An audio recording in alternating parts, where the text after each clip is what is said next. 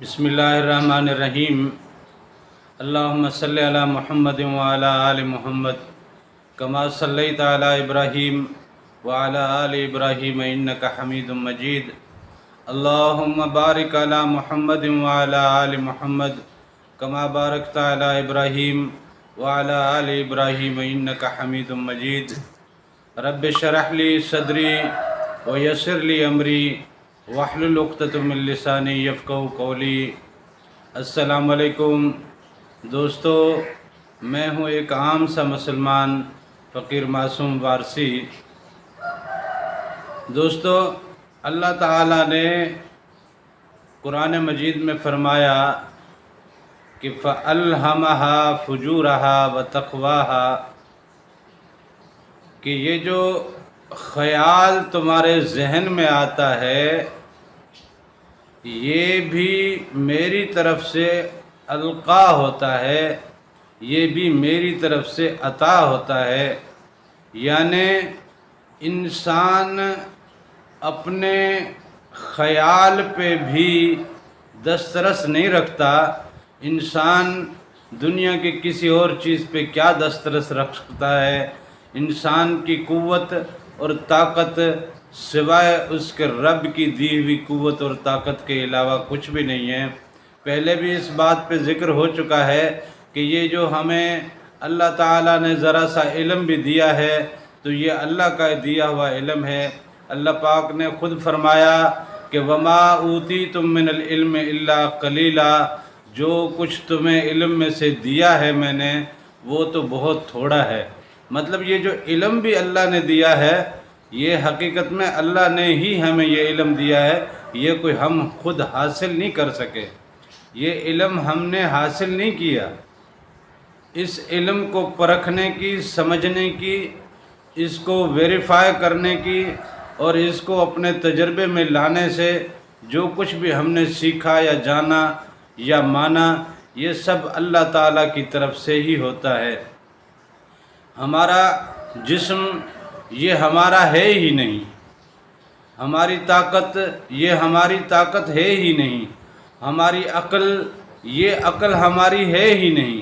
یہ جو کچھ بھی ہے یہ اللہ تعالیٰ کی دی ہوئی ایک نعمت ہے، اللہ تعالیٰ کی طرف سے دیا ہوا ایک انعام ہے جو اللہ تعالیٰ نے ہمیں عطا کیا۔ یہ جو میں بول رہا ہوں یا ہم لوگ بولتے ہیں یہ ہماری زبانوں میں یہ لفظ، یہ کلام، یہ اللہ تعالیٰ کی عطا ہے، اس کی مہربانی ہے۔ یہ جو کچھ ہم سنتے ہیں یہ سننے کی طاقت یہ بھی اللہ تعالیٰ کی عطا ہے، یہ دیکھنے کی طاقت یہ بھی اللہ کی عطا ہے۔ رب چاہے تو مالک نے فرمایا کہ میں چاہوں تو آپ کی آنکھیں اچک لوں، آپ کی سماعتیں بند کر دوں، آپ کی زبانیں گونگ کر دوں۔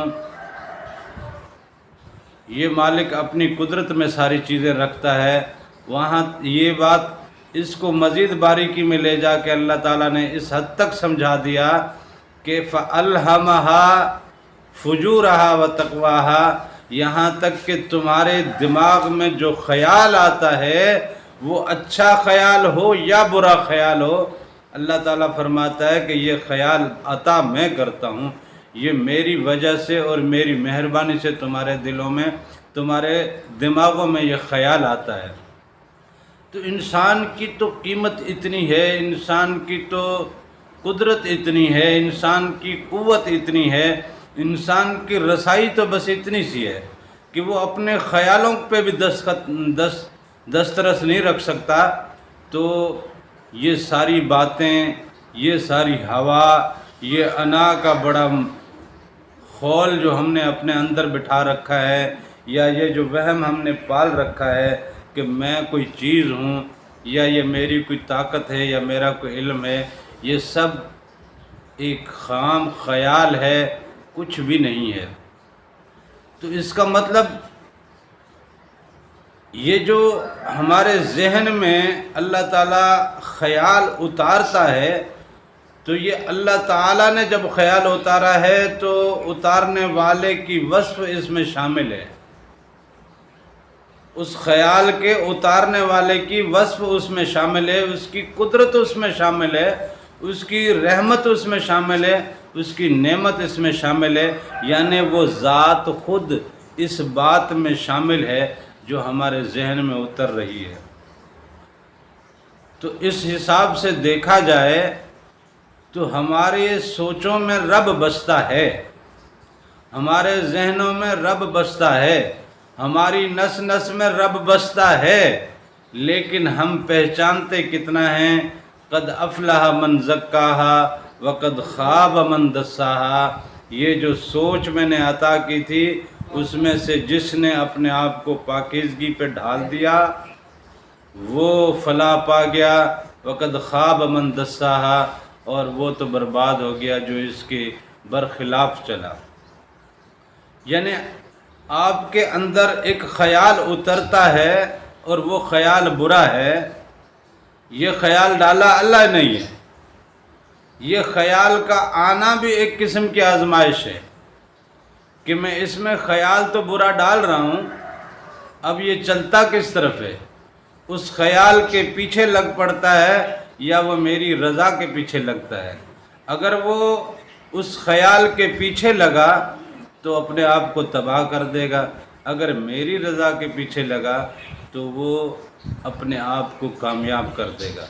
لہذا ہماری ذات کا، ہمارے وجود میں کسی قسم کا کوئی کنٹریبیوشن نہیں ہے، یہ جو کچھ بھی ہے یا تو رب کی طرف سے ہوتا ہے یا نفس کی طرف سے یعنی شیطان کی طرف سے ہوتا ہے۔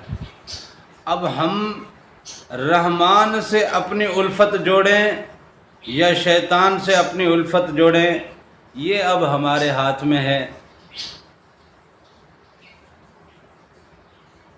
اگر ہم نے اپنے آپ کو شیطان کے وسواس کے پیچھے، شیطان کے بہکاوے کے پیچھے، اس کی چالوں میں اپنے آپ کو گم کر دیا، اپنے آپ کو غرق کر دیا، تو ہم نے اپنے لیے اپنا سردار اور اپنا خدا اپنے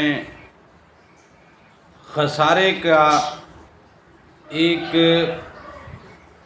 بہت بڑا سودا کر کے ابلیس کو سب کچھ بنا دیا، جبکہ ہمارے لیے لازم تو یہ تھا کہ ہم اپنے رب کو ہی اپنا مالک، اپنا خالق اور اپنی سوچوں کا اور اپنے خیالوں کا محور بناتے، ہماری ہر پل میں، ہر لمحے میں ہمارا رب ہمارے ذہنوں میں بستا ہو۔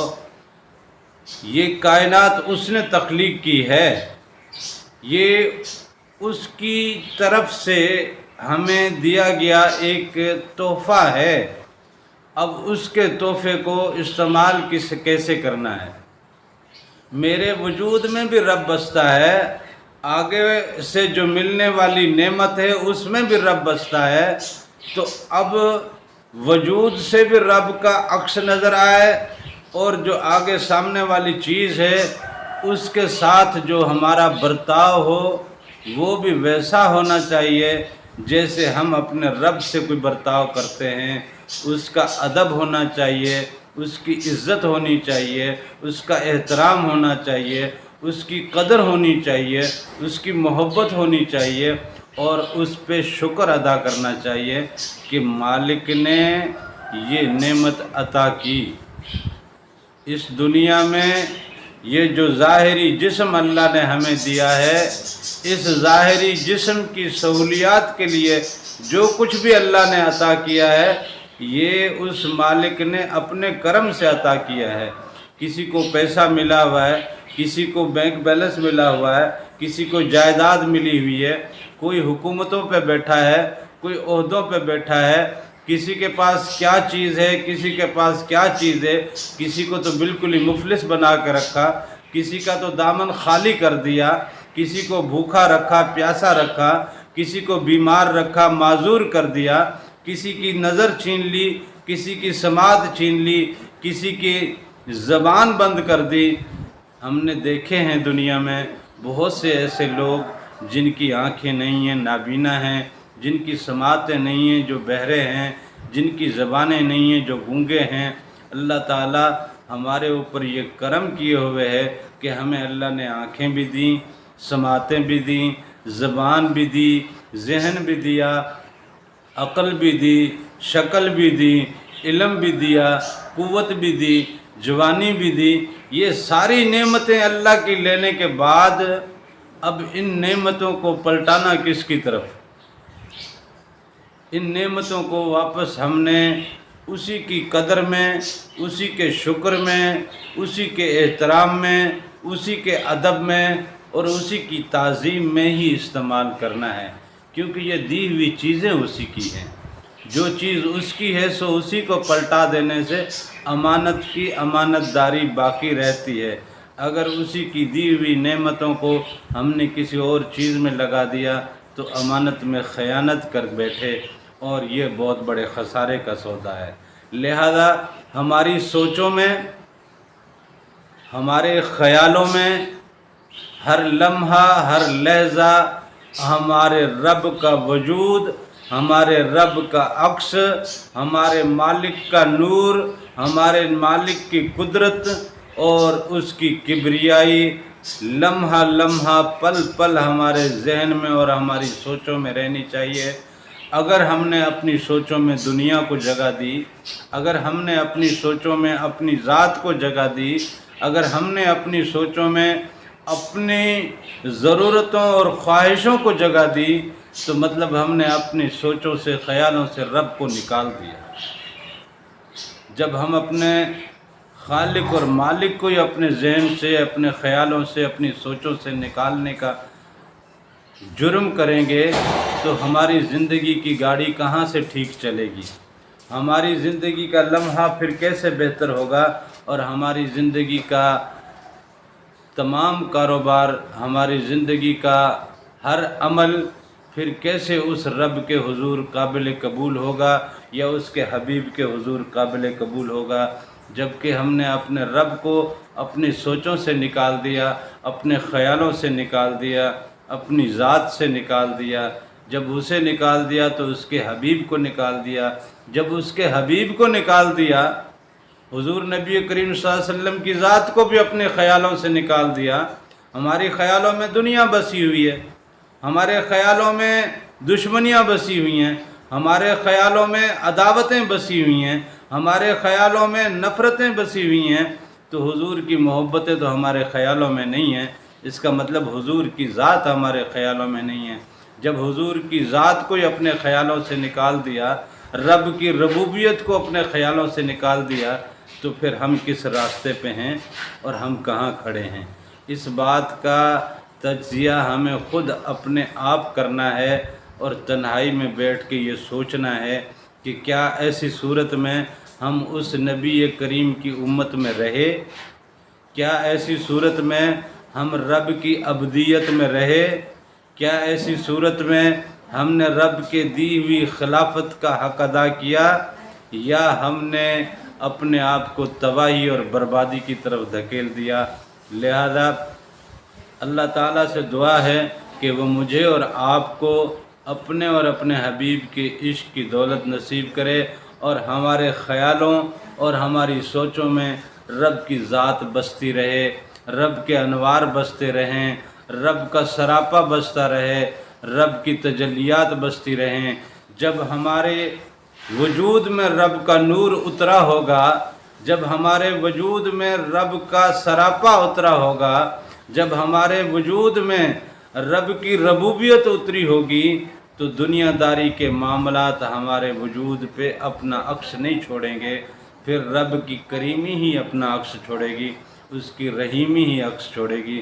اللہ تعالیٰ سے دعا ہے کہ وہ ہمیں اپنے خیالوں میں اور اپنے سوچوں میں اپنے انوار کو اور اپنی ذات کو محو رکھے، اور ہمیں اپنے اور اپنے حبیب کے عشق کی دولت سے مالا مال کرے۔ آمین۔ جزاک اللہ۔